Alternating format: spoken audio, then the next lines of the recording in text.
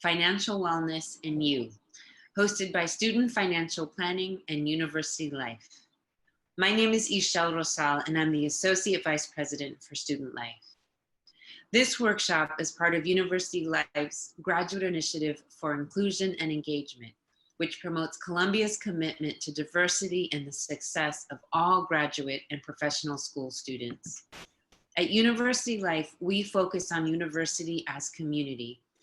And now, more than ever, many of us are really leaning into this community, which is great, and why we continue to have events that help us develop skills, answer questions, and remain connected. Before I turn it over to our presenter, I'd like to go over a few housekeeping items. First, this program will be recorded so that we can share it later via University Life's YouTube channel. This will allow students in various time zones to view the program at a later date. If you have any questions about this recording, please contact our office.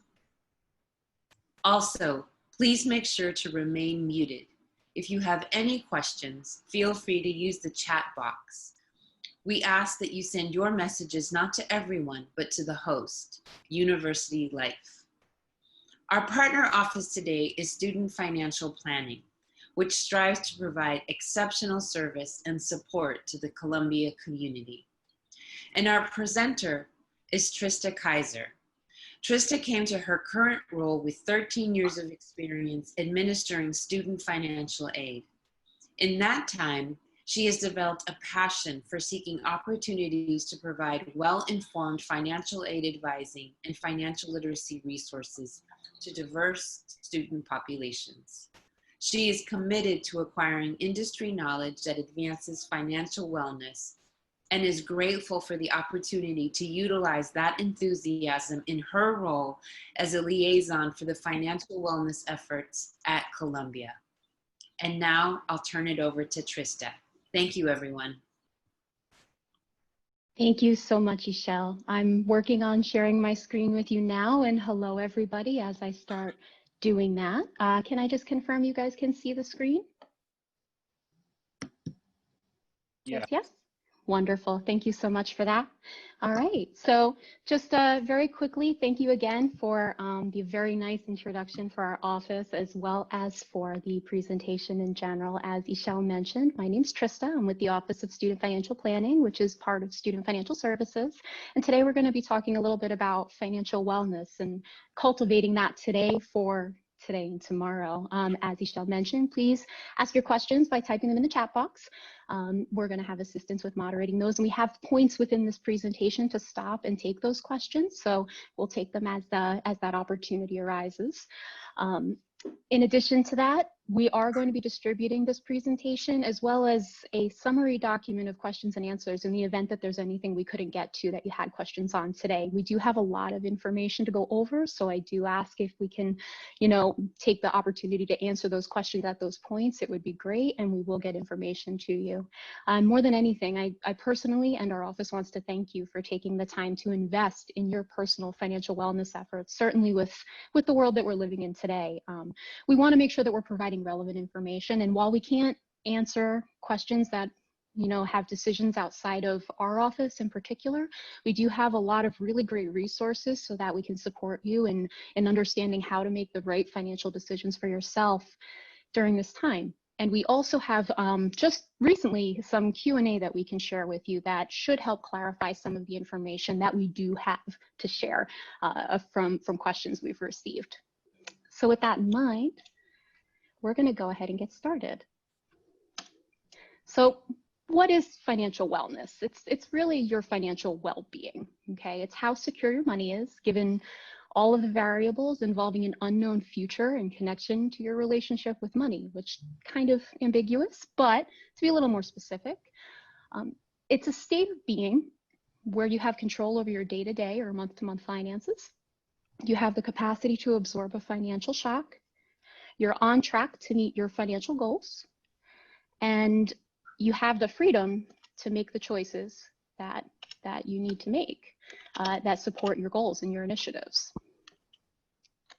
When we talk about financial literacy, on the other hand, financial literacy is your path to financial wellness, or it's your ability to get there. It's possessing the skills and knowledge on financial matters to confidently take effective action on the best course of action that fulfills your individual, personal, family, and global community goals. Again, it's a grand idea, but a little bit more specifically, it's knowing when and how to find reliable information to make sure that you're making good decisions. Okay. In addition to that, it's also knowing how to process financial information to make sound financial decisions, right? It's not just knowing where to find the information, it's using it. And knowing how to execute financial decisions, adapting as necessary to stay on track.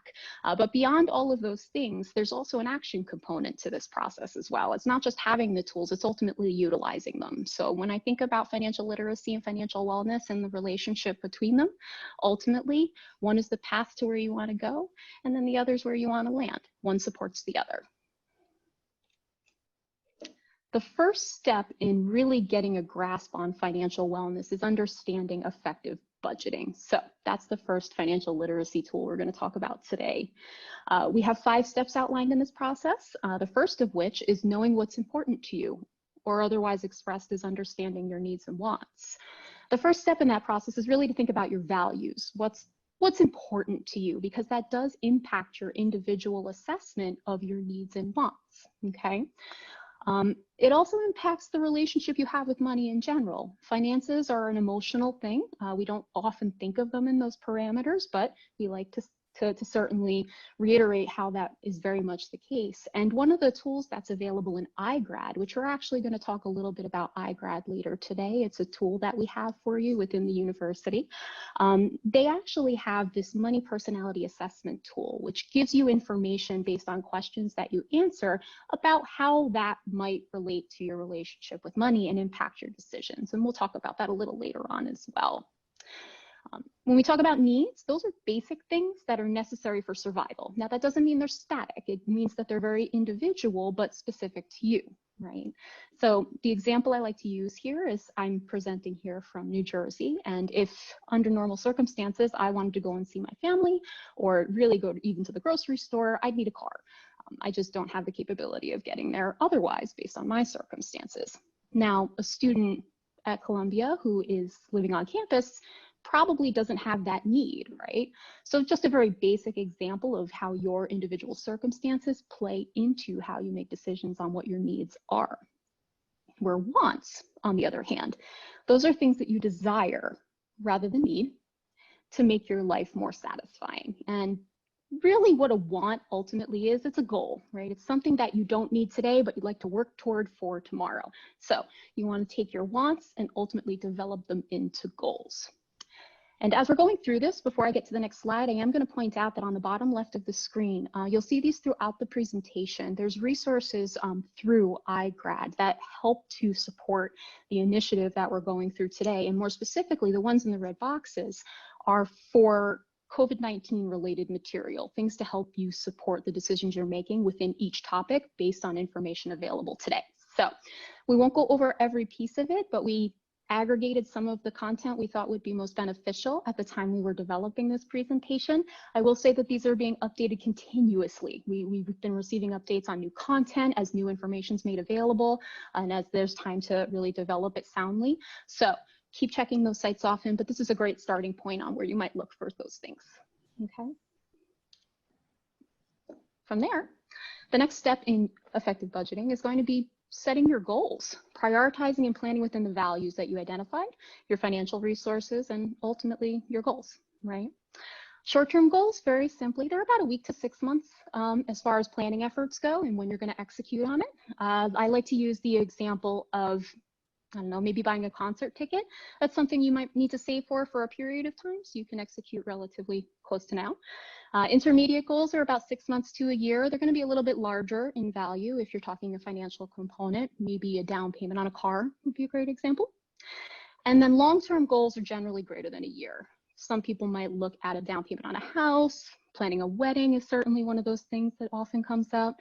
The biggest tip I can give, despite the length of time, or in spite, really, is writing down your goals and then tracking backwards the steps that you need to take to get to them. It really helps you better understand what actual steps need to happen, and then you can really better understand if the goal you're looking at is short-term, long-term, intermediate. And the last piece of that is making sure that it's a SMART goal. Several of us have talked about SMART goals before, whether it's in a work setting, in a classroom setting. What they are is they're specific. They state exactly what you want to accomplish. They're measurable. You can use smaller incremental units to tell how you're progressing towards the big goal. They're achievable. They're realistic, something that's relevant to you and you can actually get to achieve it. And timely, you have an end date, right? We tend to put things off if we don't ever have to answer to anybody for when they need to be finished. So giving yourself that level of accountability is important when you think about setting your goals. Okay. The next piece of it is really just better understanding your income and your expenses, right? And the way that we do that is we have to evaluate them. Many of us think we have a great handle on what's going in and out. I know for myself doing this process, I tend to find that Duncan and I hang out a little bit too often. So this is a great tool in finding out where there's opportunity to make some changes and understand where money is going. First, you want to define a period to evaluate. 2 weeks, a month, a semester, and it's not something that is going to be that I can tell you what to do. It's got to be what makes the most sense for your individual circumstances. As a student, you may be relying on resources that come in term by term, so a semester-based analysis might make the most sense for you. But if you get paid bi-weekly, you might want to do that every 2 weeks. So things to think about as you're planning. You also want to consider any atypical spending during that period, whether it's positive or negative, if you have extra money or not. Let's say you're going on vacation during a period of time, right? That might not be the best time to track. It's not going to be indicative of the way you usually spend. So just a thing to think about as you're going through. After you've gone through the task of actually evaluating this information, you want to take a look and analyze the results, right? You do all the work of tracking. What does it actually mean? Did you meet your needs? Can you tell why or why not? Were all your expenses included? Again, if it was a little atypical, do you have everything that should be in there? Or if there's an expense, let's say if you're doing a monthly analysis that only comes up every 6 months, right?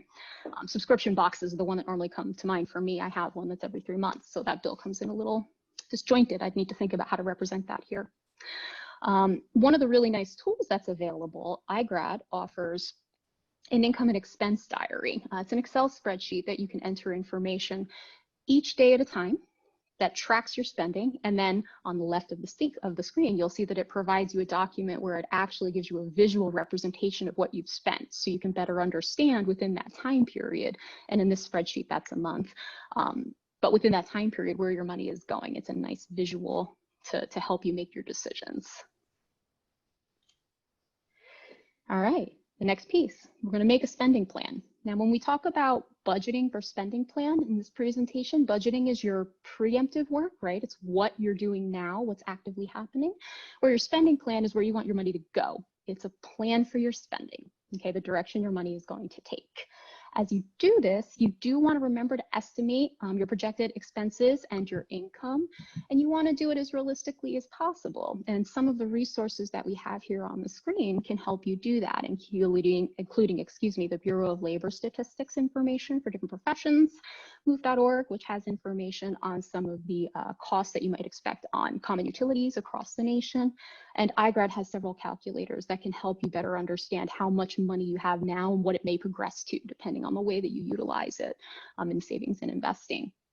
You also want to think about, those employer benefits that might come to you based on your profession or the job that you have or hope to have that might be an income stream, as well as some of the different repayment options that are available to you if you're a student loan borrower. And the most important thing I can stress, self-reflect, right? In order to make sure that you're doing this appropriately as you're evaluating, you can't just look at the information. You have to really take a look at it from the lens of what does it mean to you? You're making sure that your needs are met first, and then you're prioritizing and planning your goals based on what you have left over. And as you do that, you'll be able to better understand where your money is going as you continue this process. Again, this is another thing that's not static. It's going to happen over and over. And none of us do it right the first time. I still tweak my budget every month, and I look at my spending plan and I make adjustments based on the things that change in my day-to-day life and where I hope to be. iGrad has a nice budget tool that can help you do that. And one of the nice things as well is anything you input into this platform, it's cross-platform utilization, lets you use it in other pieces of the website. So if you do this budget tool and then you choose to use a calculator that's asking for income information, you'll remember what you put in there. So it's so helpful as you use the other resources within the site as well. And then what I think is probably the hardest part for most people, the last step, is sticking to your spending plan, right? Doing what you said you promised to do. You want to make sure you're developing self-discipline. This is, again, that reflective component of what we talked about. What influences your decisions? What puts you at most risk for getting off track? You can then control the stimuli that make that risky behavior. You can make decisions knowing that that information is relevant and in your mind, and make better choices. You can control the way you respond to the stimuli that's presented to you and the way that you have to adjust, and you can control the consequences. Most importantly, between all of that is that helps you control your money for positive outcomes rather than negative repercussions. And we talked a little bit earlier about the money personality assessment tool that's available in iGrad. I really do highly recommend it. I did it very initially at first, just to understand the site. And as I was going through answering questions, I realized that this was more behavioral than it was anything else. And as the information got inputted and I got through the assessment, you're provided this document that really gives you an analysis that better explains why those actions are important in the way that you handle your money and some of the risks you may be at and some of the positives of the way that you handle things as well. So it can help you identify your strengths and your weaknesses and a better way to move forward in your financial planning efforts. As we continue with sticking to your spending plan, again, we talked about self-reflection and absolutely how crucial it is. Some of the questions that you should be asking yourself is, how well did you stick to it? Are you seeing that you did what you said you were going to do? If not, where were the problem areas? And I really think this is an important question. Were you reasonable in making your goals? Again, this goes back to the idea of setting those SMART goals. If you have something too ambiguous or just not achievable, you're going to realize it as you're not able to adhere to the planning steps you set out to. So that's a great question to ask yourself in this process. And of course, what changes need to be made? There's no such thing as not being successful in this. Part of the success is the evaluation. So as you're making this process and going through the efforts, you want to make sure that you're kind to yourself, you remain flexible in every piece of it, and that you're aware that this is step one in the entirety of the process. It's circular and you'll keep doing it. All right, moving on to our next section. We're going to talk a little bit about credit and how to better understand it. What credit is, in its most basic sense, is the level of trust that a borrower must earn before a lender will be willing to lend them money. More specifically expressed, it's the borrowing capacity that you maintain as an individual or as a company. A really great mechanism for comparison is if you have a friend who asks you to borrow a couple of bucks, maybe $100. What do you do when you think about whether you're willing to do that? You think about the history that you've built and whether or not that history supports lending to this particular person. That's exactly what your credit history represents for you to a lending organization. You cannot borrow most types of credit without a credit history. Lenders evaluate credit to determine your eligibility to borrow. They may require a cosigner despite having a credit history. It's not just having one, it's having one that's sufficient for that particular lender. And lenders determine their eligibility criteria to borrow, which varies from lender to lender and from institution and industry to industry. So just things to think about as you're applying. A lot of people have mentioned to me in my dealings with students that they try for, let's say, a certain loan product and maybe they weren't able to borrow at the rate they wanted to. I always encourage them to pursue additional options because they each have different criteria under which they assess things. Most lenders use the FICO or Fair Isaac Corporation method for analyzing and determining a credit score, or your FICO score. And what that is it's the 3-digit numeric representation of the information on your credit report. So it's kind of a really quick summary of the other information that's on the actual report. Scores range from 300 to 850. And the higher the score, very simply, the better your credit. Lenders may, though, consider additional information beyond that score when determining your eligibility to borrow. Some of that might include additional information from your credit report, perhaps public records or credit inquiries, and we'll talk about those momentarily.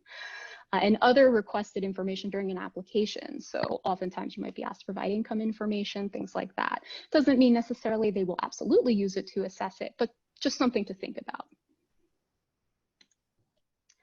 The way that that score is built is on a percentage system of the things within your credit report. Okay, the first of which is your payment history, which represents 35% of the information that's used to utilize and develop your score. And that represents the timeliness of your payment history over time. Very generally, it's higher if you pay on time, right? However, missed payments have an immediate negative impact. Timely payments have positive impact over time. What that means. In the event that you miss a payment, you will immediately see a negative impact on your credit score as it gets reported on your credit report. Now, positive payments, that's ultimately how you keep your credit getting better, right? This is a big chunk of that component. So as you make your payments, it helps to show that history build and you continue to see your credit score improve, but there's not that same level of immediacy in action. So keeping that in mind as you're going forward and prioritizing how you take care of your finances. Amounts owed, 30% of that is ultimately what's represented in your score. How much you owe in relation to the total available credit. Okay, so that's also called credit utilization, if you've ever heard that before. And the suggested ratio is 30%. And basically what that means is if you have a $10,000 credit limit, let's say, you don't ever want to carry more than a $3,000 balance on that particular line of credit, representing the 30%.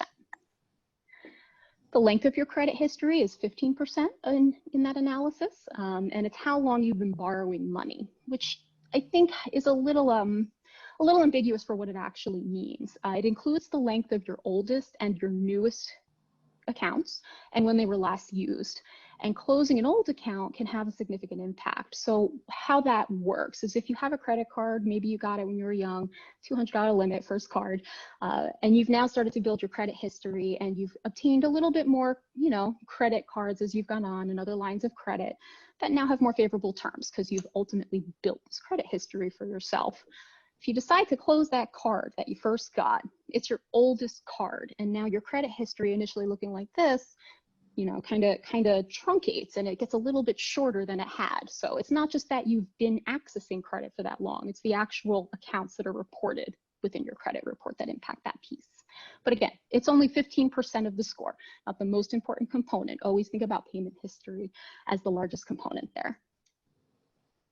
New credit represents 10%. That's getting a new card or a loan. And when we talk about it getting a new card or a loan, it's not just getting one, it's ultimately applying that does that.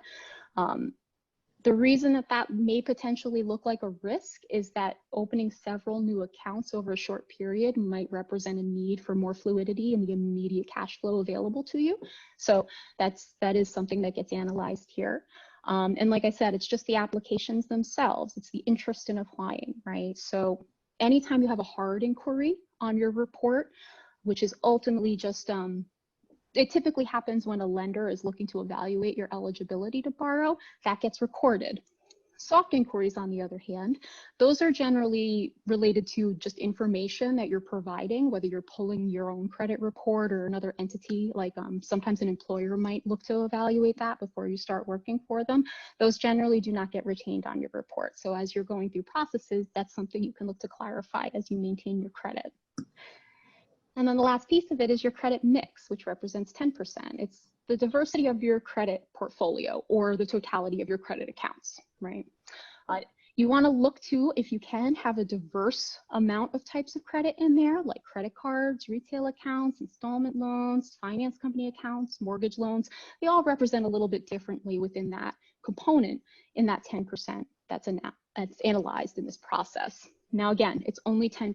So that should it be your priority, it's something you need to really decide for yourself, but 35% of it, again, is payment history. So that is very much where most people will concentrate their efforts. Keeping your credit score healthy allows you to borrow at lower rates, and lower rates very simply mean lower payments, right? You spend less on the credit that you're utilizing. There are two important terms though when you're looking at rates, okay? Your interest rate and your annual percentage rate.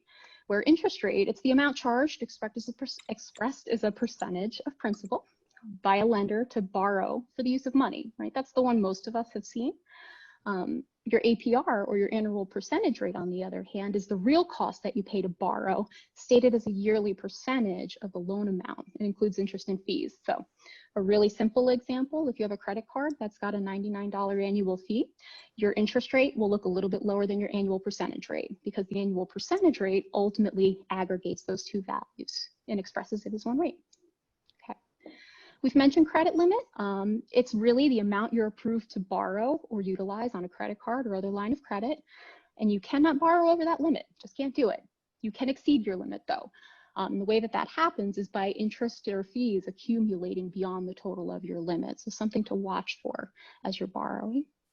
And just to touch on again, remember 30% credit utilization to keep that score healthy. So you don't want to have more than $30 on a $100 limit as an example. The most important component of understanding your credit probably is monitoring it. And the reason that I say that is you can't make corrections and you can't move forward if you don't know what that actually is being represented in that score. You are entitled to that information annually based on the Fair and Accurate Credit Transaction Act, or FACTA. And there's 3 different credit bureaus that you can obtain that information from. The site to do that is annualcreditreport.com, and that will provide you access to all 3 of those reports from Equifax, Experian, and TransUnion, those being the 3 major credit bureaus that hold information. Basically, their functionality is the report that you have is theirs to hold on to, and they share it with those that are seeking to determine your eligibility to borrow. With that being said, we do want to encourage you to be very cautious of where you're going for this information. Annualcreditreport.com is the free annual offering.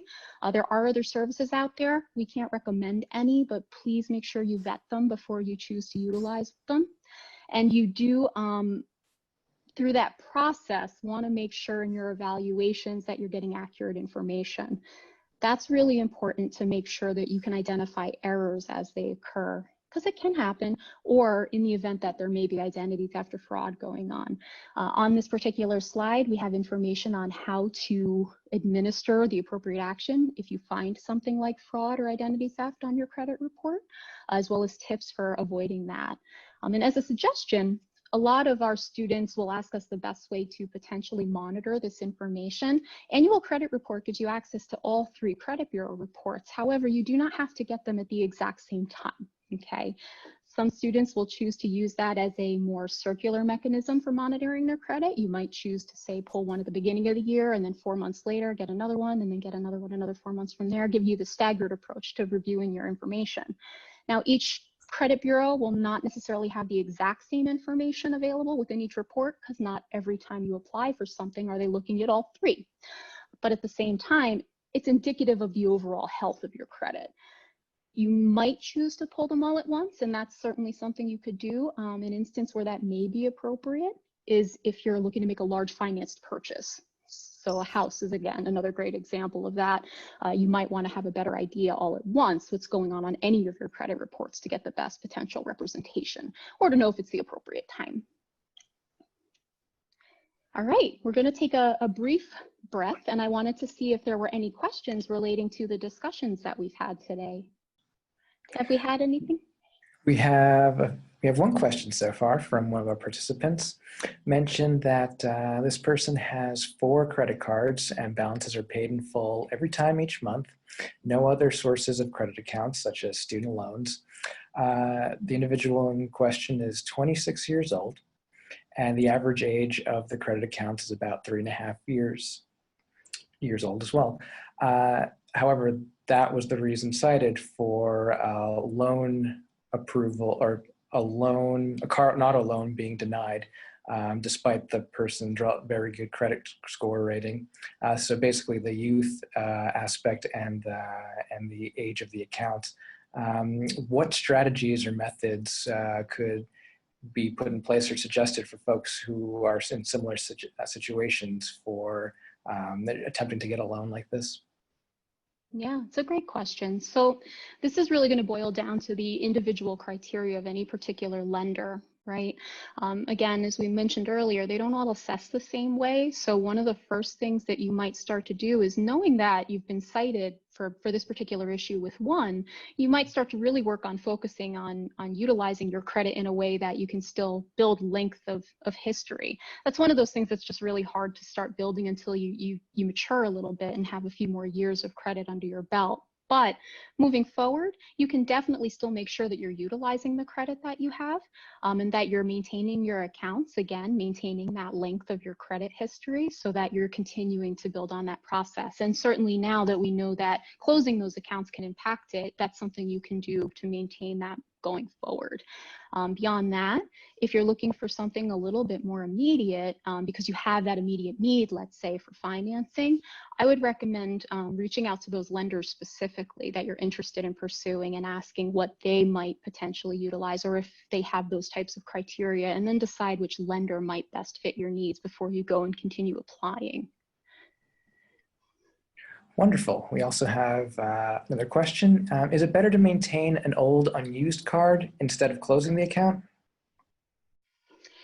It's a good question. Unfortunately, I'm not familiar enough to know how the impact of just not using versus closing the account so specifically, but we do know that closing accounts can be risky behavior to a lender, right? We know that we all have our own reasons for doing it. So while I can't say specifically that one is looked at more than the other within that capacity, I would make the mention that holding on to an account and using it is probably the way to go. So the other thing you might choose to do is, when we talk about responsible credit use, it's just borrowing and paying it off, right? So if you have a card, you certainly could consider, I'm not saying this is right for everybody, but you could consider using that card and paying off the balance, using the card and paying off the balance, effectively almost making it like a debit card if you have the capacity to do that, right? Not all of us are as good about it as we could be, right?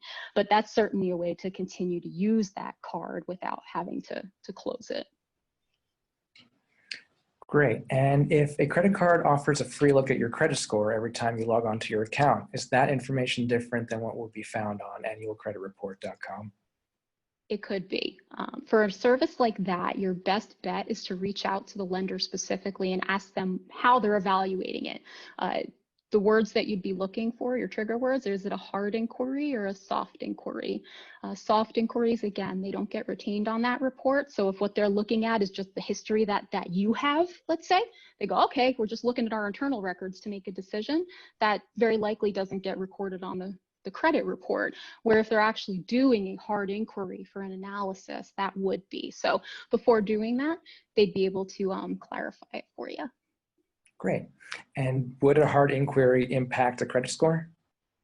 Yes, it will. Hard inquiry is very much like the concept of a negative payment, in that it's an immediate report. Okay, so once it happens, once it gets put onto that credit information on that report, you'll see, again, depending on your individual circumstances, sometimes one application may not actually change the numeric value. Depends on the actual literal calculation, but it is an immediate put onto your credit and could cause it to fluctuate.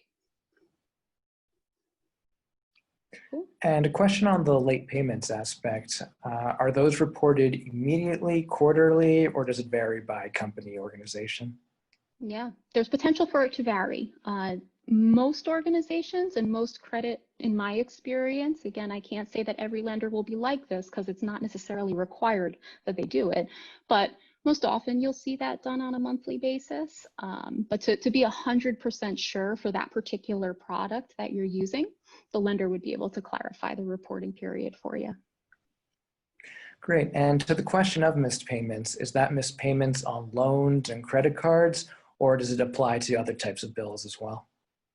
Depends on if the organization's reporting to your credit report. So a great example, the last department that I lived in, they gave me the option, not that I had to, but they gave me the option to put information on my credit report, which is kind of interesting. And I chose to do that knowing the way that I maintain that particular expense. So that got reported. I would definitely suggest that's a really individualized kind of thing based on each organization, and getting in touch with them, you'd be able to find out. Another way to do it, when you do your review of your annual credit report, that information has a few years of data on it. So you'll be able to see what's historically been reported there as well. And that would give you an idea, at least for the types of things that you currently have that are being reported. Wonderful. And a question here for clarification. Did you mention not spending more than 30% of the credit limit on your card, even if we pay it off at the end of each month? Yes. Anytime you can pay anything off, it's great. But what I will let you know is that if you're paying it off in advance of the time they actually do the assessment of your credit, it'll look like you didn't carry a balance. So it's going to look like you didn't use the card. So you do want to be aware of the timing of things, okay? If you're looking to ultimately show positive payment history, it has to look like there was a balance and you paid the balance on time. I used to, when I was very young, before I started doing a lot of what I do now, pay mine off every 2 weeks. I wasn't building credit at all because it didn't look like I carried any kind of balance on my account. So I changed my process to a monthly process and I paid myself back every 2 weeks so that I knew I had the funds sitting there to pay that account and still get the credit for utilizing it as it was assessed. Wonderful. A few more questions. How can you check what credit cards are active on your Social Security number? Yeah, your credit report is the place to go. That will hold any information on the active lines of credit within a few weeks, right? Not all lenders and credit card companies will report immediately. So you do want to make sure you account for that. But that's ultimately going to house all of that information for you. I think we might be able to do one more. I do want to make sure we have time to move on as well. Okay, and another one, how long do collections impact credit scores? Oh, that is a great question. I would like to get back to you on it to be 100% sure. My memory feels like it's 7 years, but I want to do the research and share the most accurate information for you. Great. Cool. Thank you again, everybody, for the questions. They're great, and I look forward to sharing the answers on what we weren't able to touch on just now. But for now, I do want to take us on to the next step in the presentation in financial literacy tools, is retirement planning and investing. I like to group them together. You'll see why. But simple question. Why do you need to plan for retirement? I think a lot of people know that we have to, but they really don't have a grasp of identifying why it's so important. And I think this example beautifully illustrates why. Based on age, a person wishing to accumulate $1 million for retirement by age 60, assuming a rate of return of about 5%, which is an average within estimated terms. If you started doing that at 25 years old, you'd have to put away $881.21 each month so that you had that by 60. At 35, that number doubles to $1679.23. A 45-year-old, that doubles to $37.41.27, making it 4 times higher than the amount of the 25-year-old. So the takeaway here is it's important to start investing in your retirement and planning for it early. It doesn't mean that you've got this huge deficit or a negative connotation because you haven't just yet. That's very common, but you do want to start looking at doing that now. And as I'm changing slides, I had a colleague share with me, just confirming it is 7 years on the credit. So I'm glad I was able to do that. And thank you very much for being so supportive to my colleagues out there that I'm waving at if you can see me. So how much do you actually need when you retire? I know that's a very ambiguous question for a lot of people. And the general rule of thumb is you want to have about 80% of the salary you had while you're working, okay? Most people plan to withdraw approximately 4% each year out of retirement if retiring at 65. So you can kind of get a monthly ideas or an annual idea, excuse me, as to what you're looking for there. And one of the most important steps in getting ready to prepare for those values is to have a goal in mind, right? You want to think about your lifestyle, the sources of income, your debts, and your future expenses as you're deciding how much you need. Also, you want to keep inflation in mind, right? Costs today are not costs tomorrow. As an example, again, very briefly, if a 30-year-old wanted to retire at 65, expecting about 25 years worth of retirement, making about $50,000 per year, and she's decided that 80% of her pre-retirement income makes sense to her. With a 6% return on investment, or ROI, you might hear that called, which is relatively conservative, and a 3% inflation rate, she'd need to put away $1437 per month to reach her goal. Okay, so again, this also expresses how important it is to start early, but also just to give you an idea as to the way you might start to plan for this. It's going to put you on the right track, but you definitely have to consider other potential sources of income as well. Doing savings is great, but you want to make sure you're actually making your money work for you. And that's where retirement plans come in.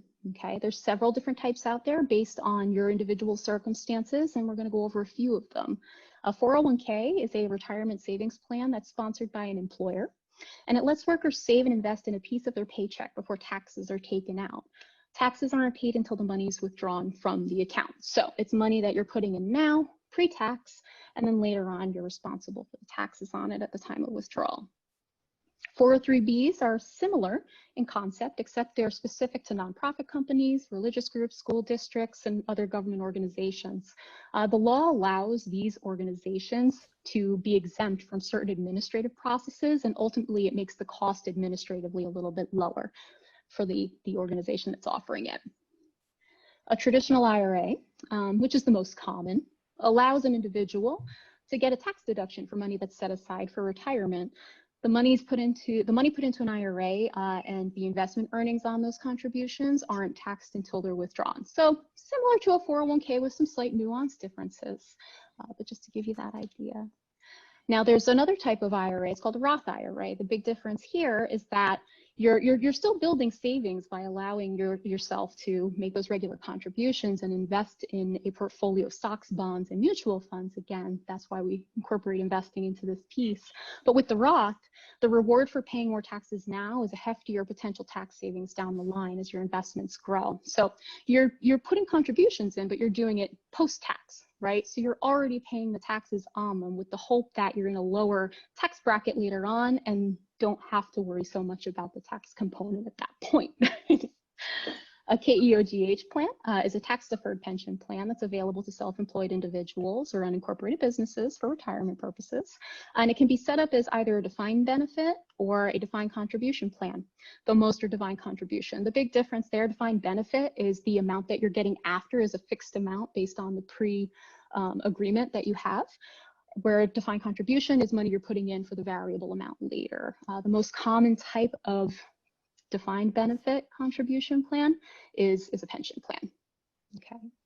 And the last one, Social Security, which is the nation's retirement plan, is designed to provide retirement support for American workers who pay into the system through the FICA taxes that you pay in your payroll check. So if you've ever taken a look at a payroll check and see that FICA code there, that's ultimately what you're paying toward with that money.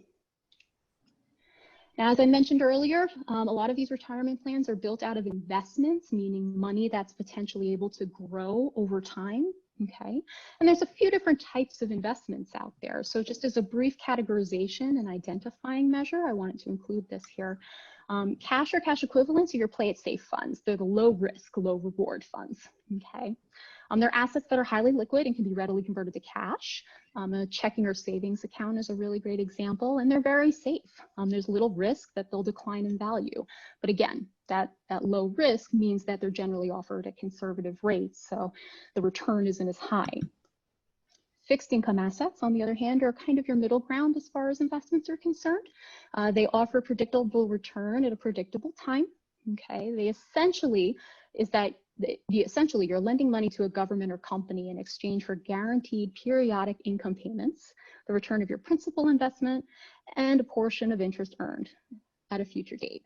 Now, common example, CDs or certificates of deposits. That's money that you're giving to a banking organization, let's say, that they hold on to on your behalf for a set period of time.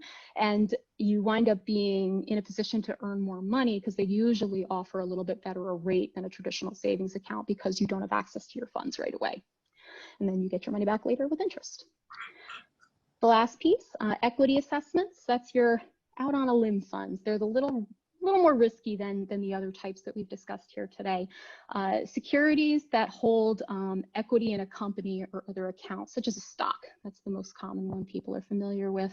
They're riskier than fixed income assets or cash equivalents because they fluctuate in value and can produce variable income as a result. So that could mean very variable in your favor. It could be variable less in your favor. So a thing to think about as you're creating those portfolios. And on the right-hand side, there's examples of some of the types of funds you'll see in those categories. And at the bottom, on the left, we have information on various different types of investment products through investor.gov, which is a subsidiary of the Security and Exchange Commission. A few things to consider All investments carry some level of risk. Okay, you have to consider your investment objectives, your level of experience, and your comfort with risk. That's again, that money personality assessment. Part of what they're going to get into is your comfort level with how you spend and what you're willing to spend on, when and why. You do want to make sure that you properly allocate your assets. Really, all that means is the money that you have, that allocation of your funds. You want to make sure you're aware of where it is at any given time.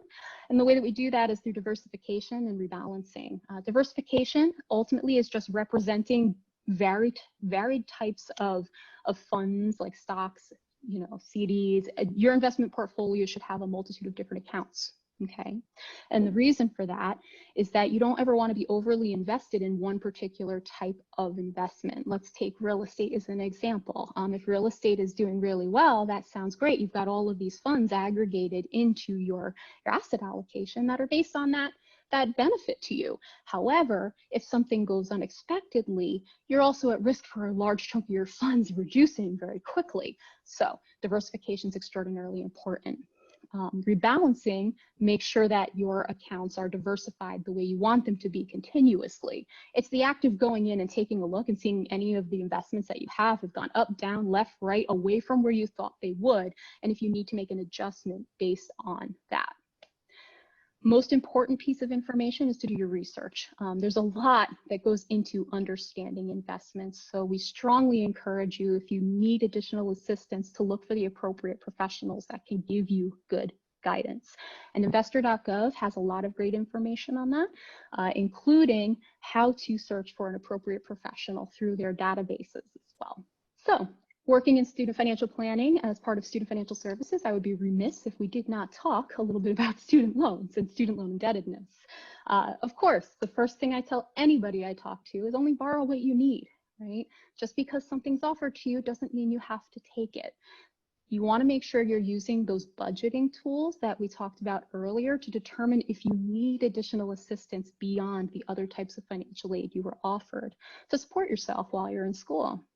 You want to look for non-repayable alternatives to student loans first, but do be careful as you do that. There are sites out there, just like with credit monitoring, that may not have your best interests at heart, unfortunately. But we've gone through the effort of aggregating some great resources for you via what's underneath this piece of the slide, including our own website, iGrad, which again has this really great tool. I can't talk enough about how great that site is with resources for students. It's got a really great tool that lets you search, filter, and prioritize your scholarship search. And there's also information about work study here as well, if that's something you're eligible to receive. As a student at the university, if you've already been taking classes, you can still utilize these resources and potentially support reducing your student loan debt. You can still apply for assistance after you've begun attending. You do want to make sure, if you're already in attendance, that you're aware of those deadlines to any scholarship you apply for, because a lot of them are tailored on the academic year, fall, spring type thing. And if you do receive additional financial assistance, be sure you notify your financial aid office. It is important that you tell us, because we do have to account for it in your financial aid award. And we want to help you reduce your debt. So if there's a need to reduce your student loans, we want to make sure we're accommodating that appropriately and that you're aware of anything that might occur in relation to this award. Things to consider if you do ultimately decide you need a student loan. Federal versus private. What are they? Federal student loans are made available to eligible students by the Department of Education, okay, where private loans are offered by private lending institutions. Eligibility criteria on federal student loans generally does not require a credit check, though there is an exception on PLUS loans, which may be utilized if you're a parent or a graduate student. And private loans, on the other hand, they establish eligibility criteria that often involve a credit check, and as we noted before, may require a cosigner. So one is information related to the financial aid applications you complete. The other is more often than not a credit assessment.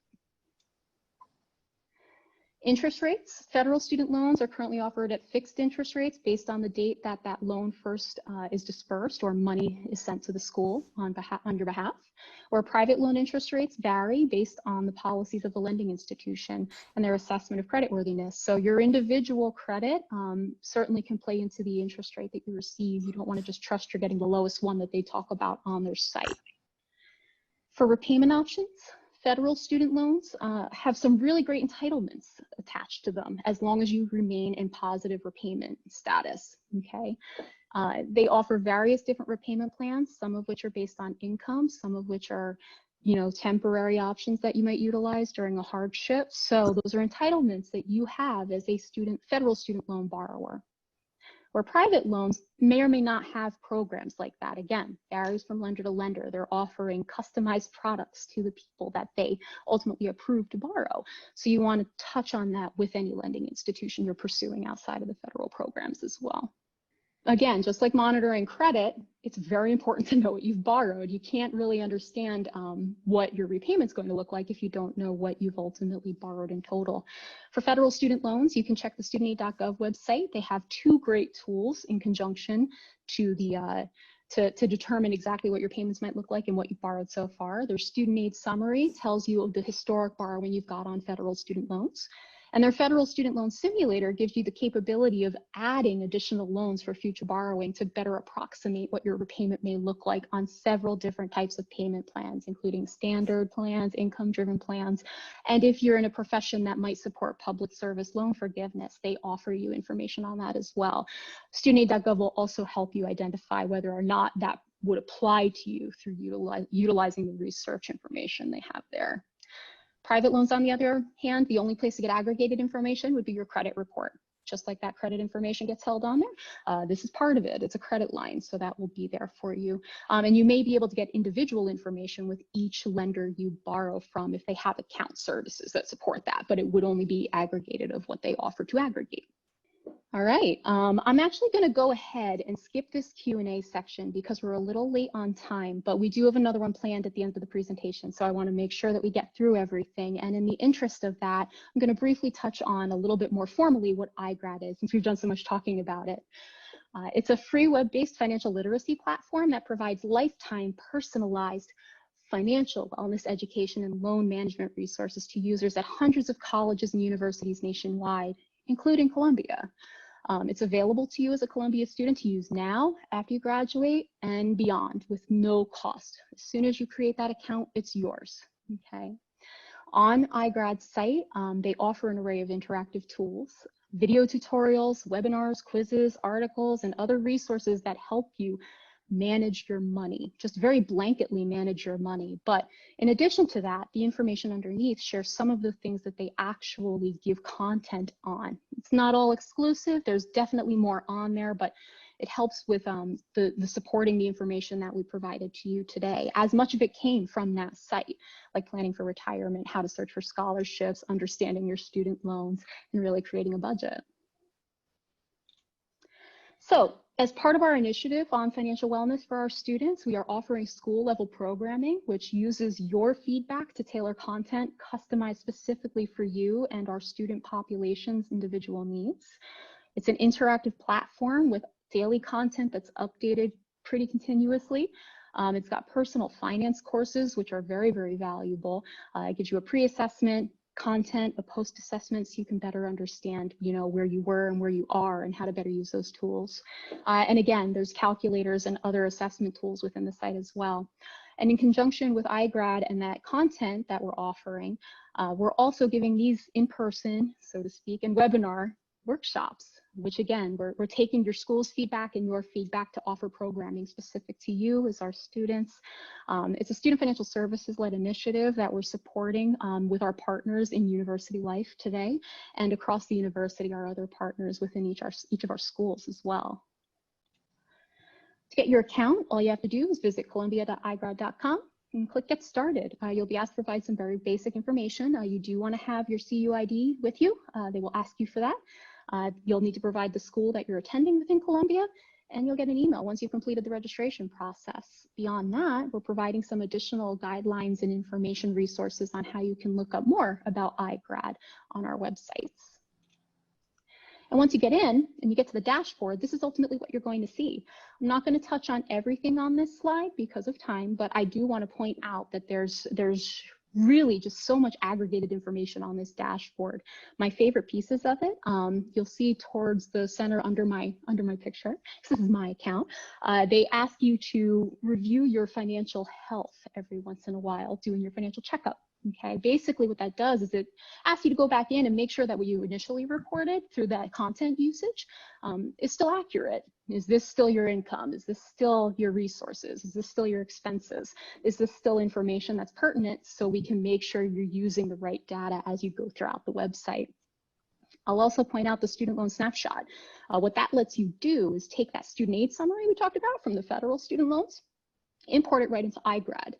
And that will give you the capability to monitor all of your financial resources in one spot. And it will remind you every couple of months to go and re-get that data and import it back in, so you have the most current data available to use. Now, the most important couple of resources we're going to provide are over the next few slides in relation to monitoring what's going on with the pandemic that we're currently experiencing.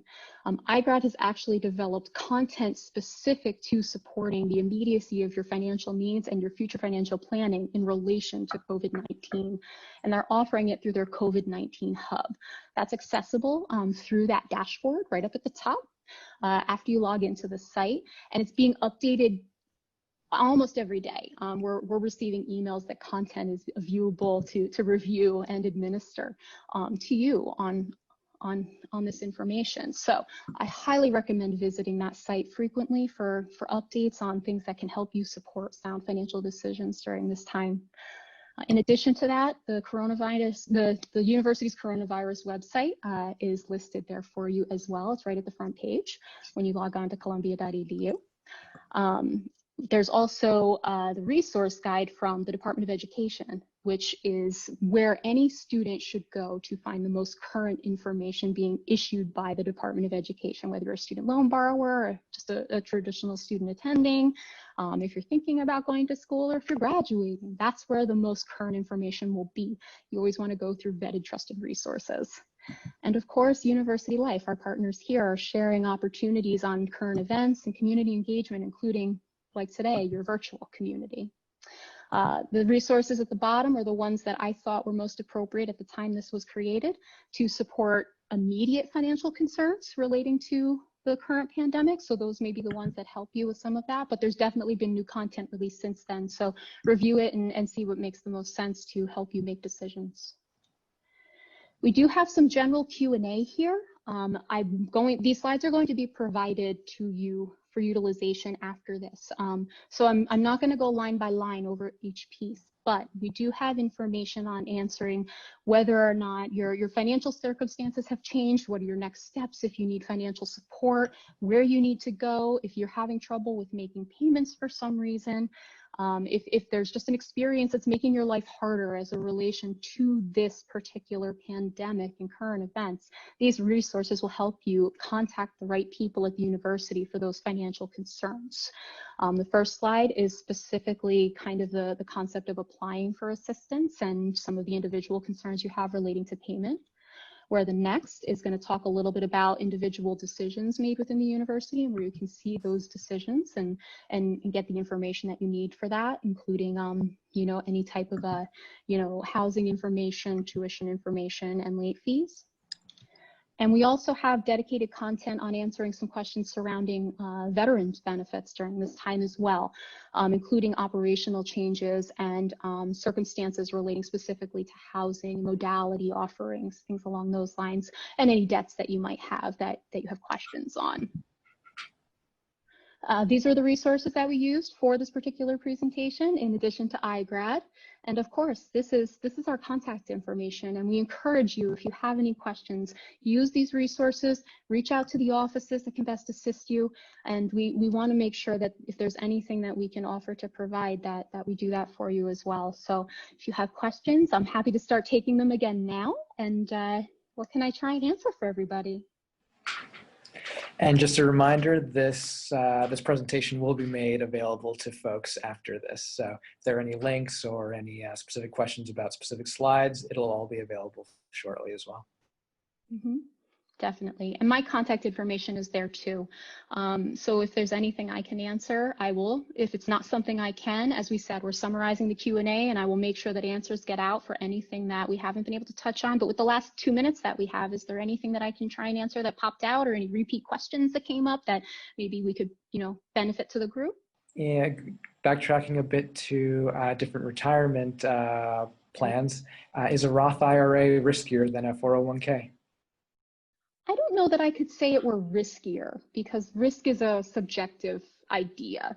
The best thing I can recommend there is take a look at the tools and the resources that we're providing, so you can get a little bit more fuller information on each of those programs, and then decide based on your understanding of risk what you think.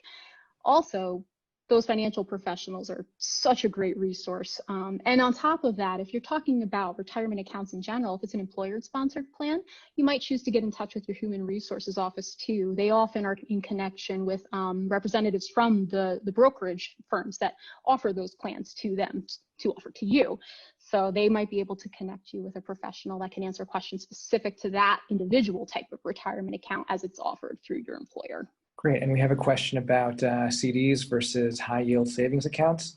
One student mentioned that it seems the interest rates on both were similar in the same ballpark, about 1.5% to 2%, but the CD would lock up the money effectively for a certain amount of time, certain years. So what would be the benefit of the CD over the high yield savings account?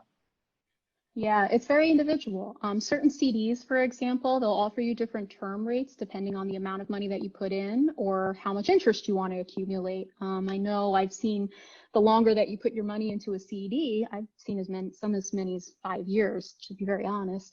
The longer they hold on to it for you, the more likely they are to offer you a better rate. So you could potentially see something higher than you would on a high yield savings account. But if your comfort with your money being inaccessible is relatively low, you might find that you're finding those rates be very similar.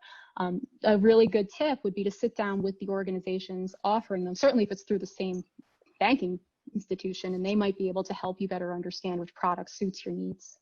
Great, and we are at time, so I do want to say once again thank you to Trista and to Student Financial Planning for this wonderful presentation. It will be made available to all participants, and we'll collect all your questions as well and try to answer, especially ones that are repeated or have certain themes in common.